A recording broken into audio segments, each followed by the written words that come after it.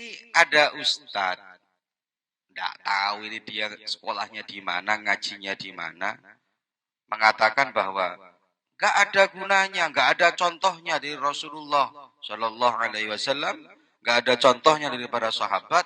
Ngapain Quran dicium-cium, kata dia. Ya Allah, urusan cium Quran ini loh dipermasalahkan. Ini nggak, ini kurang kerjaan atau kurang baca atau kurang gimana ini. Padahal kita mulai zaman dulu sampai sekarang seperti itu, apalagi yang santri putri yang hafalkan Quran lebih-lebih. Nah, sekarang ini kita jawab.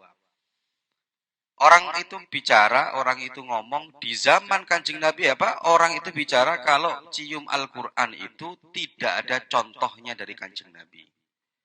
Kalau kita mau berpikir, rodok pinter didik rek sampean. Ya. Di zaman Kanjeng Nabi itu Quran sudah dibukukan apa belum? Belum.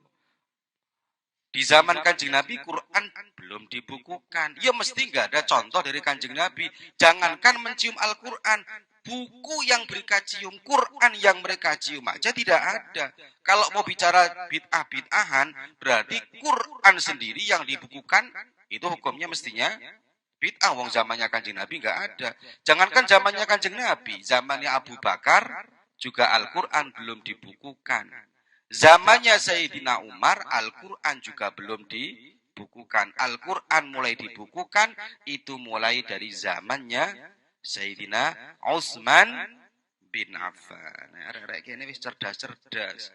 Jadi kalau mau cari contoh apakah Kanjeng Nabi pernah mencium Al-Quran, ya nggak mungkin menemukan, karena di zamannya Kanjeng Nabi Al-Quran belum dibukukan.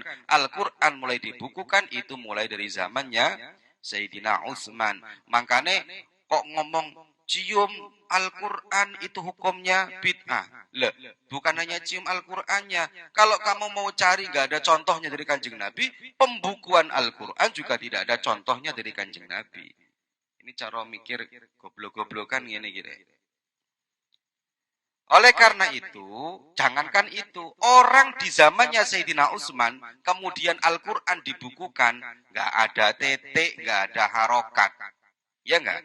Yang kita pelajari kemarin-kemarin, nggak ada titik, nggak ada harokat. Mulai ada titik, itu tahun 65, yang menggubah, yang membuat, yang mengarang titik pertama kali, namanya Al-Hajjaj bin Yusuf As-Saqafi. Tahun 65. Makanya kalau mau tulisan yang asli di zamannya para sahabat, itu orang suruh baca Quran nggak ada titik, nggak ada harokatnya. Pasti sudah nggak akan mampu. Titik sudah ada, kemudian nggak ada harokat, nggak bisa lagi. Kemudianlah dibuat harokat kurang lebih tahun 164 yang membuat namanya Imam Khalil bin Ahmad Al-Farahidi. Ada harokat, orang baca masih kurang benar, masih salbut. Kemudian dibuatkanlah ilmu tajwid. Tahun 224 Hijriah, kemudian Imam Abu Ubaid Qasim bin Salam membuat yang namanya ilmu tajwid. Sehingga genaplah pengetahuan kita tentang Al-Quran. Jadi kalau kita mau bicara tentang ini bid'ah-bid'ahan, mestinya titik ya bid'ah, harokat bid'ah, jangankan mencium. Al-Qur'annya sendiri aja tidak ada di zamannya Kanjeng Nabi. Kalau ada orang mau bicara ngomong bid'ah-bid'ahan, maka saya pikir orang yang seperti ini dia kurang baca.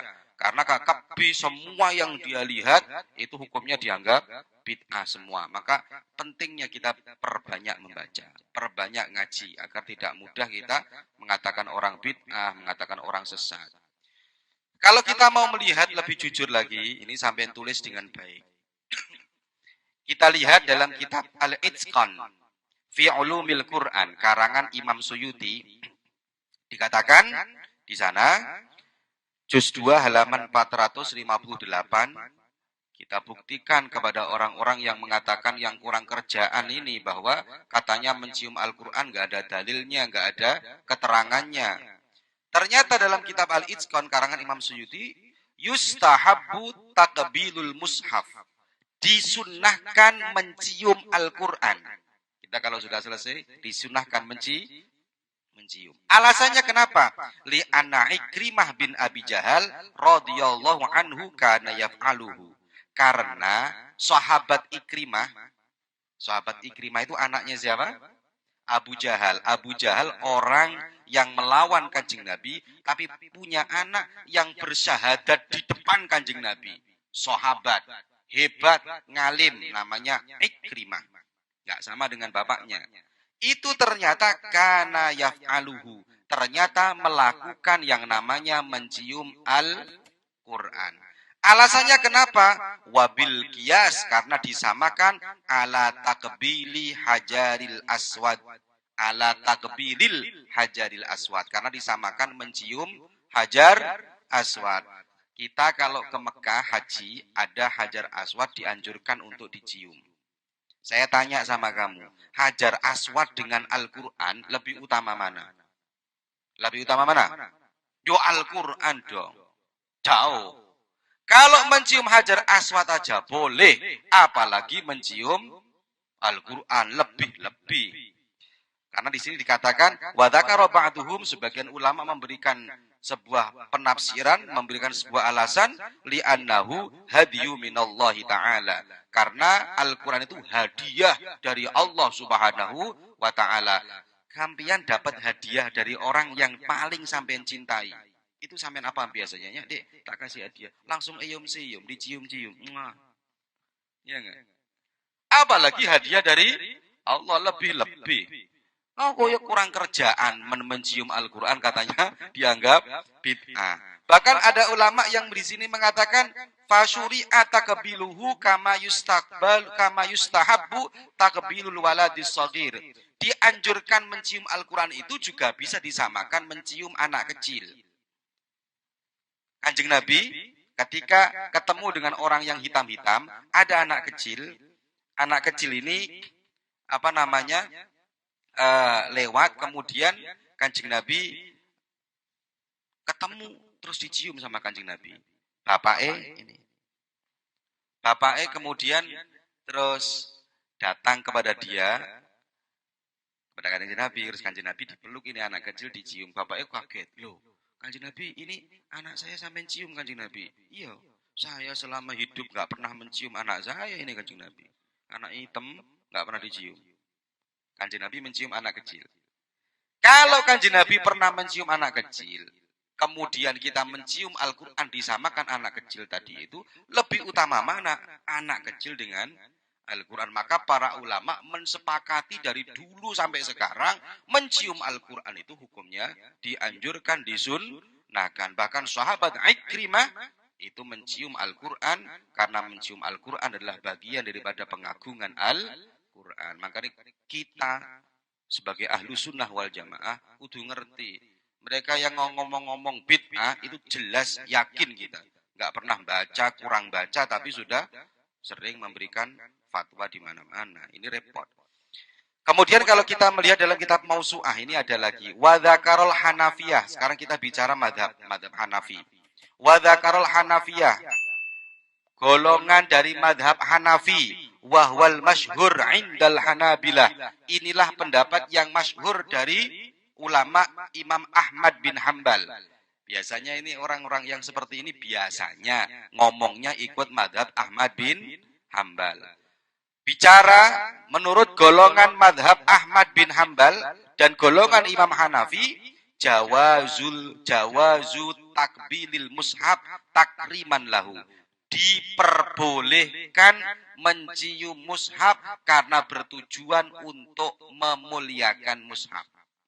Dari dua madhab. Satu madhab Hanafi, dua madhab Hambali. Wahwal madhab indal Hanabila waruwiya an Ahmad istihbabuhu. Bahkan Imam Ahmad bin Hambal sendiri mensunnahkan. Kalau ada ustadz ngomong, gak ada dalilnya, gak ada keterangannya, gak ada contohnya dari sahabat. Ya, sudah ada kita contohkan dari sahabat. Gak ada contohnya dari Kanjeng Nabi. Sudah kita terangkan zaman Kanjeng Nabi gak ada. Kemudian dia ngomong karena sudah gak nemu dalil, ngomong katanya cium Quran itu hukumnya bid'ah. Kemudian kita sampaikan Imam Ahmad itu malah mensunnahkan. Kira-kira percaya sampai Imam Ahmad apa orang tadi kita? Imam Ahmad. Wa kana Utsman. Yang membukukan Al-Quran pertama kali siapa? Utsman. Makanya Al-Quran kita disebut dengan Rasm Utsmani. Wa kana Utsman radhiyallahu anhu, dalam kitab ini Al-Mausu'ah Al-Fiqhiyah ini halaman 133.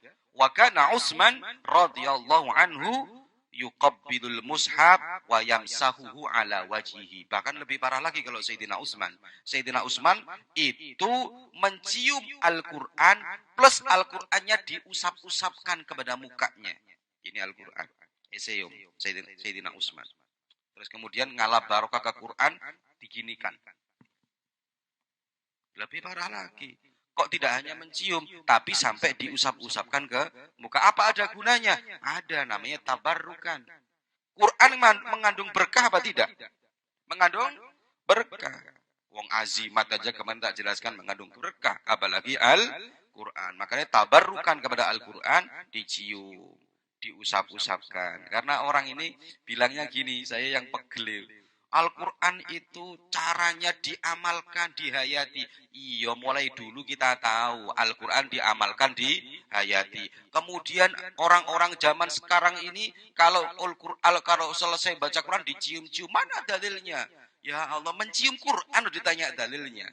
Mulai dari zaman sahabat sampai sekarang, ya semuanya kalau selesai baca Quran dicium Al-Qurannya. Bahkan di sini kalau kita mau lebih di sini lebih kuat lagi, Imam Subuki ini juga ulama kita, wastadala as-Subuki ala jawazi takbidil mushaf. Imam Subuki itu memperbolehkan ini artinya mensunnahkan mencium Al-Quran karena bil qiyas, karena disamakan. Satu, ala takbiril hajaril aswad. Satu, disamakan dengan mencium hajar aswad, itu yang pertama. Nomor dua, wayadil alim, mencium tangannya orang alim, disamakan itu. Kalau mencium tangannya orang alim, sampai ketemu kiai, ketemu ulama, ketemu habaib, kita mencium tangannya mereka, apalagi Al-Quran, disamakan. Wassaleh, dan orang soleh, wal walad, mencium anak. Id minal ulum annahu afdalu minhum. Bahkan ilmu Al-Quran itu lebih utama daripada hajar aswad, lebih utama daripada orang alim, lebih utama daripada orang soleh, lebih utama daripada anak kecil. Makanya dari dulu sampai sekarang mencium Al-Quran semua ulama sepakat, gak ada yang menolak. Bahkan kalau kita lihat dalam kitabnya Bin Baz ini seniornya orang-orang yang sekarang gampang ngomong bid'ah ini. Nah, biasanya diriwayatkan Bin Baz ini. Bahkan Bin Baz sendiri urusan mencium Al-Quran ini lucu. Kalau orang-orang sekarang ngomong nggak boleh, katanya nggak ada dalilnya, Bin Baz ini malah lucu. Bin Baz mengatakan, lau qabbalahu ay Al-Quran min babi ta'zim wal mahabbah la ba'sa. Kata Bin Baz, kalau ada orang mencium Al-Quran dalam rangka memuliakan Al-Quran dan dalam rangka mencintai Al-Quran, la ba'sa, itu tidak masalah. Seniornya orang ini, saya nggak kenal siapa sih ngomong ini. Pokoknya ini sering orang ini mengusik amalia kita, entah kurang kerjaan atau memang dia cari masalah. Tapi dalam rangka untuk meluruskan itu, kita akan terus berjuang bagaimana amaliah kita yang selama ini kita lakukan itu dalilnya kuat. Dan mulai dari zaman dulu sampai sekarang, ulama-ulama kita memang berdalil. Ada dalilnya ketika menyampaikan sesuatu. Semoga barokah.